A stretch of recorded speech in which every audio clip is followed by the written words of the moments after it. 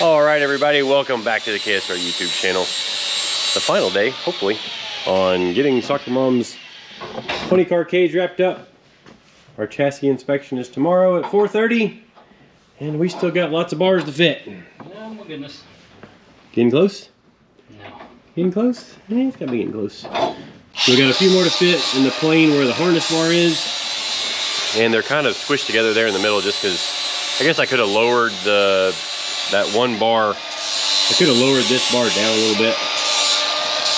But I was originally thinking the actual harness bar was going to end up being higher from an earlier mock-up. Just the way it ended up. Still is going to meet all the chassis specs. Just might look a little busy with 2 rows of tubing here instead of the one, and then we'll have a helmet bar, helmet support bar somewhere in there, as well as the top ones we got to do, and all that fun stuff. But hopefully be wrapping this thing up, getting it back on the ground. While you're here, please subscribe to the channel, give us a like and a comment. Almost fell down right there.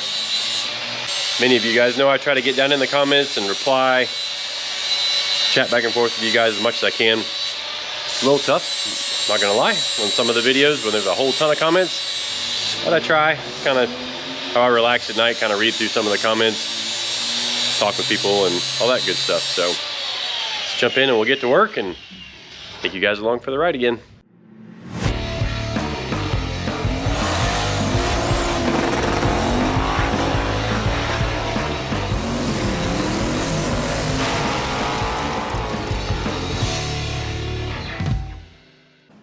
All right, well, wanted to remind you guys, if you need any welding equipment, go to usaweld.com and use the code WINWITHKSR on your purchase, and you'll get 5% off. Hope all you guys have used that for your welding supplies. I mean, we get our filler rod from there. That's where our welder came from. I've got an HTP TIG welder. Gonna be getting an HTP plasma cutter pretty soon. But all our TIG torches are from usaweld.com. Pretty good stuff. So, yep, use that for your welding supplies and you can use some of the same stuff we do. All right, well, surprise, I skipped ahead. And we got all of the cage above the floor done. You can kind of see it up in there. I'll show you up closer a little bit later. But we're getting ready to put the rear end back in this thing. We've got, you can see where our subframe connectors ended up.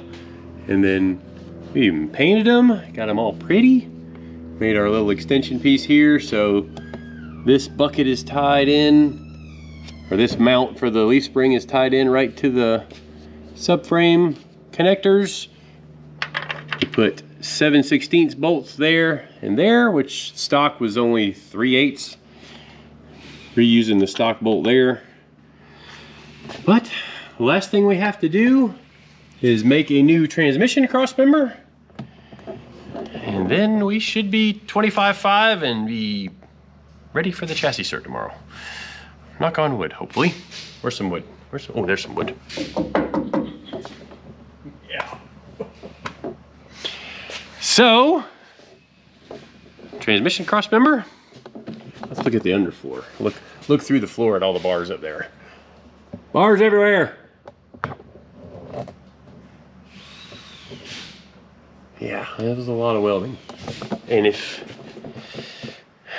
shoot, what do we probably got in this? 40, 45 hours between the 3 people? Oh, yeah. So, 40, 45 hours to do a job like this. And this car already had some of the bars in it that it needed. It already had the roof diagonal in it. It already had the windshield gussets, or the windshield bar gussets up there in the front corners. Yeah, you can kind of see them up there. It already had X door bars. So that's stuff that a normal 850 cage doesn't have, that SoccerMom already had, and we still had 45 hours in it. So this stuff is not cheap if you're having to pay somebody to do it, even having a shop like us do it. It's, you know, a good solid, if I had to guess, probably $6,000, $7,000 upgrade.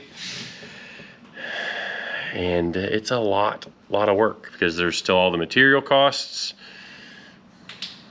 Yeah, a lot of work. So anyways, let's get the rear end back in this thing. And then we can get this thing back on the ground.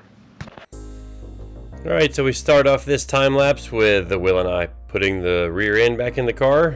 You can see us bolting in our ancient technology leaf springs. And some of you guys commented, you know, why don't we 4-link the thing? Why don't we do this? Why don't we do that? Well, Will and I especially have kind of always done the stock suspension thing. And I mean, when you kind of think about it, the car works. It's been 108, 1 to 60 foot on its best pass ever. We've had quite a few very low 10, 60 foot passes. In fact, the last pass where the car expired the head gasket out of it again was a 111, and that was on a pretty mild tune-up, we felt like. So the car just flat works. And also keeping the stock suspension or even stock style suspension under the back of the car opens us up to run in some more classes if we were to ever put the car back into class racing, which is, you know, something we don't want to necessarily just dump out of and not be able to go do. So we're going to stick with the old buggy springs and our really good Menser shocks that we run in the back of the car. And, you know, that's just what we're going to keep doing. So now we're moving on to the transmission crossmember, which is actually a part of the 25.5 spec. There are dimensions to keep this bar and crossmember legal to, as well as the mounting provisions also have to be up to the spec. And basically the way the spec reads is there has to be a 3/8 bolt that attaches the crossmember to the chassis of the car. In higher specs, it's even more bolts, but now we're going into the computer to design the crossmember. I use a program called Bentech to do bars like this, and still kind of learning the program, not gonna lie. But for these 2-dimensional bars, it's pretty easy.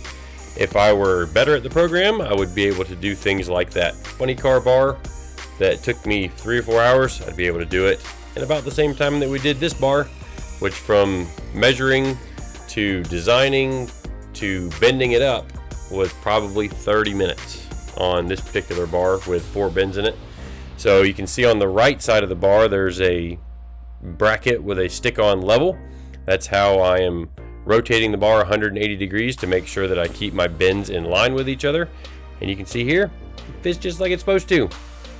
Got it set up to where it fits right between the frame rails. We kind of kicked around the idea of either mounting it on the front side of the transmission mounting holes or on the back side.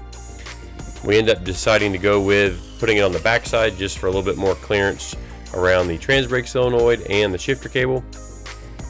But we've got to go through a little bit of a process here to get it all set up and then measure what we've got to do for the mounting tabs that mount it to the frame. And I actually have a box with a bunch of different mounting tabs in it, but I didn't have any that would work exactly right out of the box for this application. So we had some 1/4-inch thick tabs, or maybe they were 3/16 tabs. I can't remember at this point because it's been a couple days, but they were notched on one side to fit a roll cage tube, but obviously the frame rail is flat on the side. So what we do here in a second, and I'm not sure if it makes it on camera or not, but we bolt all of those tabs together, and I just measured the distance from the frame to the spot where I want to put the hole through the transmission crossmember. So we take all those tabs and bolt them together, weld the bottom edge of them together so that they're not going to move at all, and then what we're going to do is cut them at the exact length we need so that the flat side now goes and puts the hole where the bolt passes through, right where I am center punching the crossmember now, to go drill a hole in it and then weld a tight tolerance sleeve into the holes that you're about to see here in just a second. So I cut out some stuff here because I forgot to take the camera over to the drill press while we were drilling the 7/8 holes. But basically we took a piece of 7/8 solid rod, machined it to the width we needed, and then bored a 1/2-inch diameter hole through the middle of it, reamed that so it was nice and smooth on the inside. And now we have a perfect 1/2 inch hole through the cross member itself, and it's supported to where it's not just, you know, on the edges of the tube that is doing all the supporting. And it's got a 3/16 tab on each side of the cross member. Everything fit just like it was supposed to. So now we're welding that in. All right, and that's the last of the 25.5 install for SoccerMom. Now let's go take it to the tech official and see if we pass tech. All right, well, as you saw in the time lapse, we have a transmission cross member. And yes, we do not have a transmission mount. Reason being, at least for us, we've built several cars through the years. There's some of them as fast as 4 teen cars, like Will's old Outlaw drag radial 3rd gen Camaro. And it's an aftermarket case. This case at minimum, I believe, is 3/4 of an inch thick everywhere. So it's a solid member. The engine is mounted solid in the back on this plate. The engine is mounted solid in the front on this plate. So kind of the engine and transmission are just another part of the chassis. Kind of the way I'm going to describe it. So went ahead and just made that all solid there. That also helps with any flex. Basically that acts as an engine limiter now. Because if you think about, you know, spreading this out, we probably don't have too much of a problem because we only have an inch between the transmission and the bolts. But if there's any distance between the engine and the frame rails where the mid plate mounts or the motor plate mounts, all of that weight of the engine and transmission can shift backwards or forwards when you hit the brakes. And everything's moving around, so you're wearing on everything else that the engine is mounted to, whether it's your exhaust, your hot side into your turbo, all that crap. So we went ahead and we used oversized bolts here. Those are 1/2 inch. The spec only requires 3/8, but my tabs were 1/2 inch, so it was just easier to use a 1/2 inch bolt. And part of the spec is through the transmission cross member, there has to be a tight tolerance sleeve right here. So that's what that is. I slide a washer in, it's kind of a thin washer, so that once we take this out, there's just a little bit of wiggle room. So when we're putting it in and out, we don't have to hammer it in there. It'll bend those tabs in just enough when we put a bolt to it, and when we put a wrench to the bolt and tighten everything up, tighten it in there nice and tight, and away we go. So tomorrow is chassis inspection day. Take you guys along and show you that, but right now we're going home and going to bed. See ya. All right, well, no longer at the shop. We're out at Gainesville Raceway in the pavilion. See, the drag strip is right over there. And this is kind of something they do, starts the year out here in Gainesville, and there's a whole lot of cars. They've been working on cars since I think 7:30 this morning, inspecting them. And we are next in line for inspection. So hopefully all this goes well. Gonna do a time-lapse video and show you how he walks around the entire car. He's actually got a little scanner thing that measures the thickness of the tubing. And then we've got to make sure, or he's got to make sure, that all the bars that are in the spec are in the car. So follow along and see what you guys think here.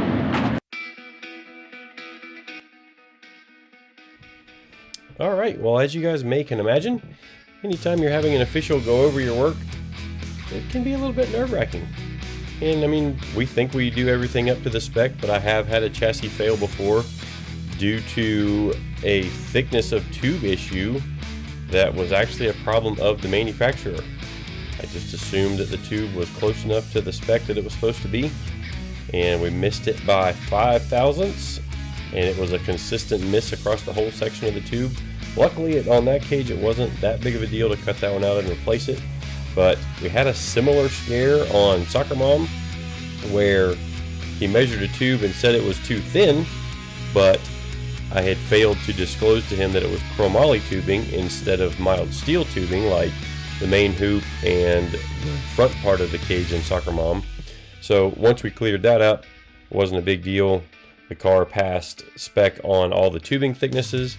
He also goes over every bar in the cage with a tool that gives him a an exact dimension on the outside diameter of each tube, and it's kind of like a go no go gauge that he uses. So basically one side of the tool would be, you know, the exact dimension plus a couple thousandths, and on the other side of the tool it's the exact dimension minus a couple thousandths, and the side that is undersized should not fit, and the size that is oversized should fit. And that's how he checks all the different tube diameters quickly without going over them with a micrometer or something like that. So here's the sticker going on. We passed tech, super exciting. And then we've got a little bit more to show you here at the end of this video. All right, everybody. Well, the sun's getting down a little low in the sky and it's kind of bright. We passed. We are now good for 750 and slower. I don't know if they can even see that with the reflection of the sun. Certified up to 3,600 pounds, which we are not going to weigh. January 2022 inspected. But another little surprise I got for you guys is we've got our trailer for Sick Week. Now it's not mounted, I'll admit, it's just back there, sitting there. We saw that pop up on Facebook Marketplace. Picked it up last night. Kimber went and grabbed it. And yeah, worked out just right. We're gonna mount our wheels and tires on the side of it there, so we'll have something to do with that. And then I think we're gonna run some of Will's front wheels instead of these wheels that have the drag race front tires. Those things be a little risky to take in those. So it'd be a little risky to take these tires on a really long drive. You know, you hit a little tiny rock or something in the road and it pops one of these drag race only tires. So we're gonna use tires from his other car that have a little bit more of a street legal tread on them. And yeah, just look at that, there we go. Boy, that color pops in the sun. But time for us to get back to work on this thing. Will's gonna work on getting the motor in it tomorrow at his shop. And then we'll be back at the shop working on this early next week, probably on Tuesday. And then we'll be gonna be dynaming it with the new motor, a bunch of other little stuff to get ready for Sick Week. But appreciate everybody watching and subscribing. See you guys next time.